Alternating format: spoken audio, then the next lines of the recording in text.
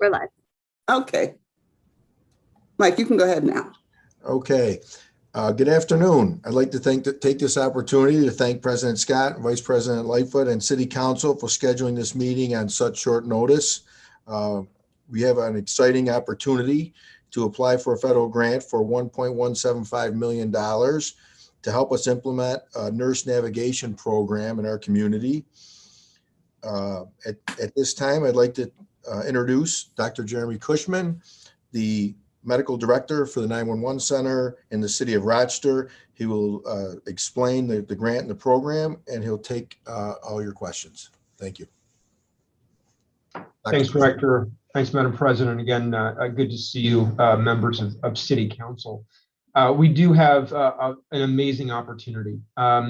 As some of you know, through the RFP for ambulance services for the City of Rochester, there was a component of that that included something called nurse navigation, which is the concept of taking some what we call low acuity 911 calls and subsequently transferring those to a licensed nurse to ultimately match that patient's needs to resources. In some cases, that might be actually going back to an ambulance. In some cases, that may be arranging for alternative transport to an urgent care center, one of our local clinics, or in some cases, providing care on site. And that project is underway and is ongoing. But we are fortunate in the city, and our 911 center is extremely fortunate in that we are eligible for one of 40 grants that are being made available through the federal government through a program called the Emergency Treatment, Triage, and Transport Program. Dr. Cushman, your sound is going in and out. My apologies. I'm trying to yell as loud as I can. Hold it right there. Okay. Of course, then you can see my ugly face a little bit closer, so I apologize.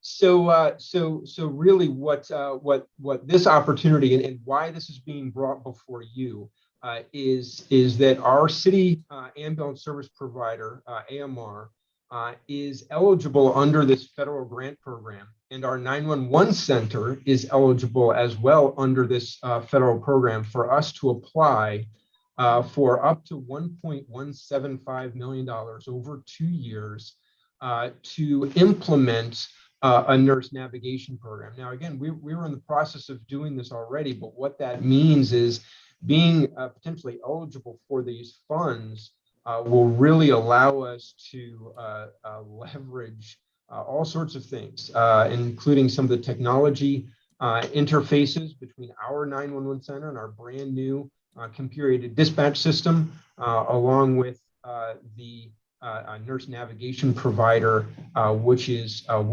AMR. Now, what kind of calls would get routed through this, I think, are an important consideration for City Council. Very specifically, these are calls such as my gout is acting up, I have a sore throat, my ears ache, I have a toothache, I have a spider bite, I have a sunburn. Believe it or not, there are nearly 9,000 of those across the city of Rochester and Monroe County that occur every year that may indeed be appropriate and eligible for this program. We have actually been doing a subset of these for more than 20 years. In fact, some poison calls. So let's say that my son happens to get into a plant, but he's feeling fine. I can call 911. We actually transfer those calls to the Poison Control Center in Syracuse. So we've been doing a variation of this actually for more than 20 years. Very specifically, and I know of council interest, is that our intent is not at all to transfer any mental health calls to this nurse navigation program at this point in time, because we obviously have a number of very important and critical connections that we continue to work on through various different venues. So these are very specifically just medical calls. The caller, the patient, has the choice. If they say, no, I want an ambulance, we will still send an ambulance. But really the goal of this is to match the patient to the right resource at the right time for the right condition. What are those resources? We've been actively engaging with many of our community providers. So I've been in a number of meetings with both of our regional healthcare systems. Trillium Health, I'm thrilled to say, is all on board with having some of these patients being referred to them. And that outreach will continue as we look at how we can connect patients to local and ideally their own sources of care. And the other thing that this program will allow us to do is facilitate transportation, which we know is absolutely critical for our community's willingness to be able to engage this. So again, that gives you hopefully just a little bit of an overview of the program. The main reason for bringing this towards City Council is because the ask of the grant could exceed $1 million, and honestly, the budget is still being worked out as we speak. We wanted to make sure that the council is aware of this, given the maximum amount of 1.175. So, Madam President and members of council, I'm happy to take any questions or hear any concerns as we work through this. Madam President, through you, I would like to ask Dr. Cushman and maybe Mike, Director Coretta, what does the partnership between AMR and the city look like with this particular grant? So as I can take some of this, as it relates to this, through the city ambulance contract, the city ambulance provider, AMR, is expected to develop the nurse navigation program, regardless, quite frankly, of this grant.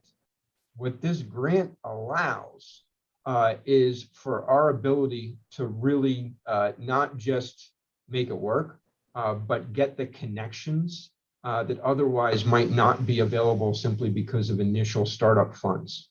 Okay, so there are some performance measures associated with this grant, which also, quite frankly, would put Rochester on the map. I mean, my goal, very selfishly, is to be one of the 40 programs in the country that is doing this, because there are all sorts of really, really important performance parameters surrounding that. So we'll know how it works and, more importantly, how to expand it from there.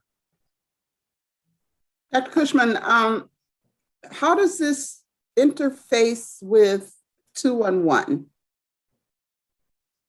Excellent question. In most cases, it won't interface at all. They're extremely important parallel processes, right? So, for example, if someone calls 911 with a human service need, those, and Director Serrato will correct me, but those, as they are, get transferred to 211 and handled. If it is a mental health call that's first party, they will get transferred to 211 and get handled per those protocols. Very specifically, the way that this works is right now, if someone calls 911 and says, I've had an earache, actually my tooth aches, I need an ambulance, they will get an ambulance.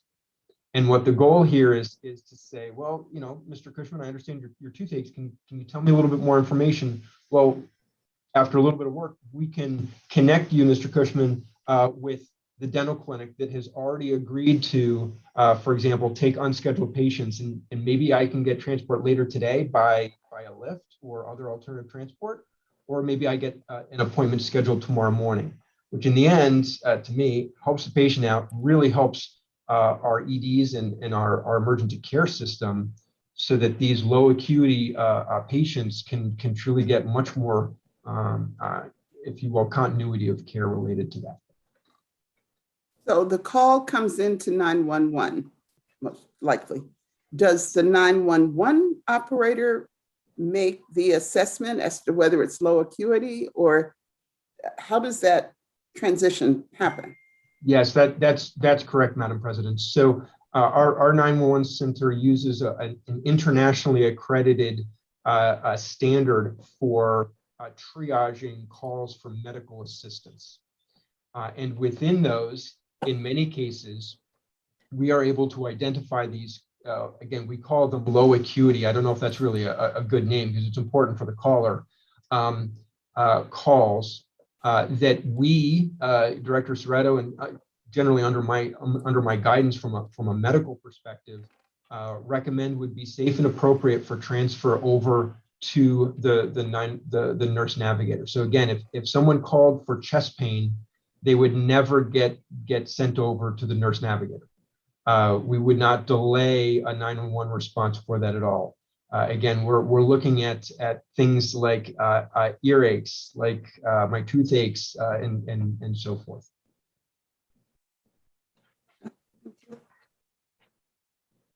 Additional questions? I have one. Councilmember Gruber? Thank you. I have a couple. One thing I presume with the urgency on this matter and the quick turnaround, it sounds like we're more than eligible. You feel there's a high likelihood for this, Dr. Cushman? Is there a reason for that? Yeah, so so it is a quick turnaround. It's her government, of course, so they hurry up and wait. So it was they released it not too long ago, and we have a May 11th deadline for submission.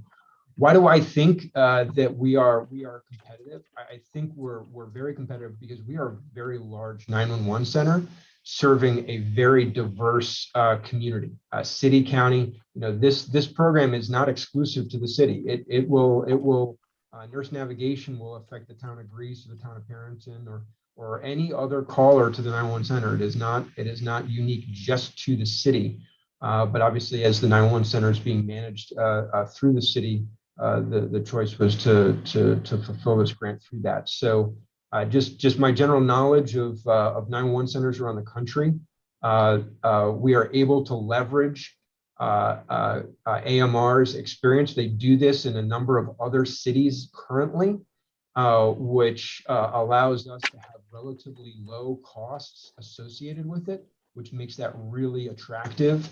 The other part is that we've been working on some of this behind the scenes for a number of years. So we have some payer partners and even some integration with our regional health information organizations that really, I think, position us well to have a good argument and be quite competitive in it. That's great. I appreciate that. One other question. Well, first, I would just say that I can speak for myself. I certainly support the idea of the grant. I would love to see a scope of work and a budget when it is completed, just more out of curiosity than anything else. My only other question, though, is I understand that we seem to have a shortage of nurses, maybe not just locally, but across the country. Is there any concern about that, about getting this grant scaling up and not actually having the workforce to be able to do the work?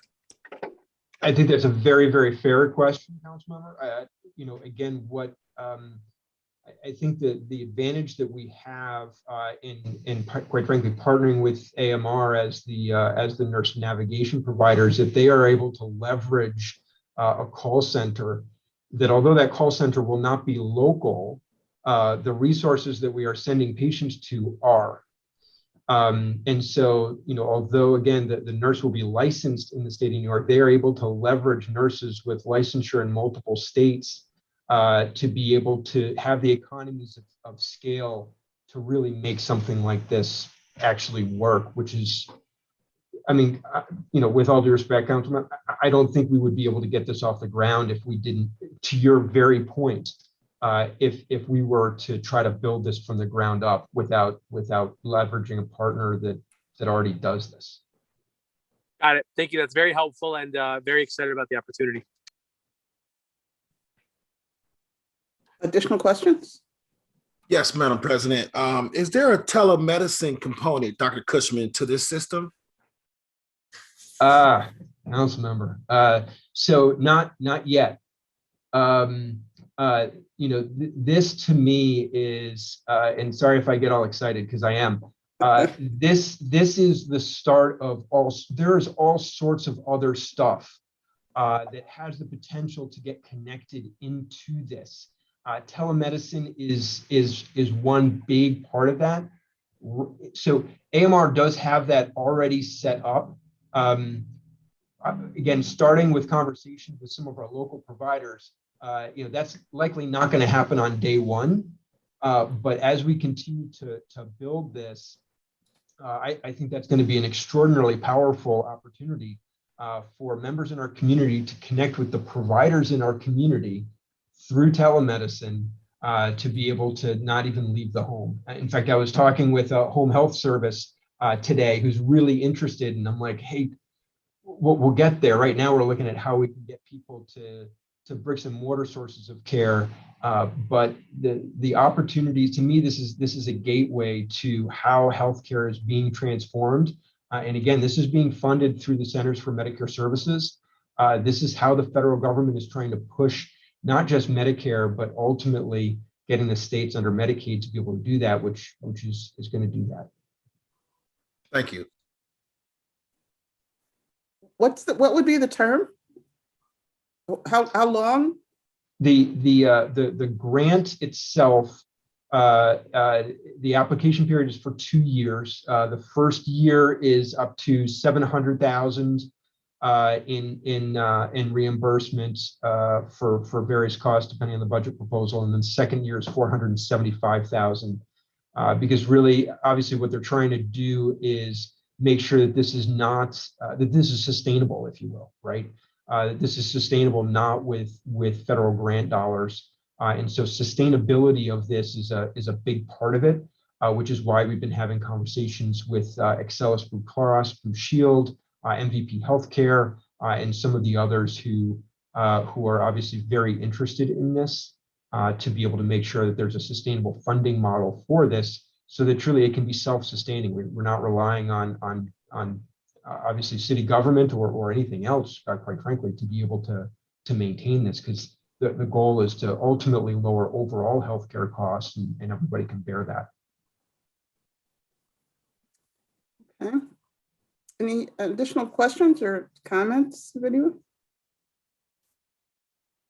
If not, I'd like to thank you for coming and sharing this information with us. I would like to thank you very much, Madam President, and the rest of council for hearing this and your hopeful support. And it truly, it's really exciting, and will has the potential to really put us on the national stage for this. All right. Thank you. So we'll move on to our regular agenda review. That's on another link. Is it? Okay. Yes. Director Serrato, thank you. Thank you. Thank you, Chief. Thank you, Director Serrato. Dr. Cushman, blessings. Thanks, everybody.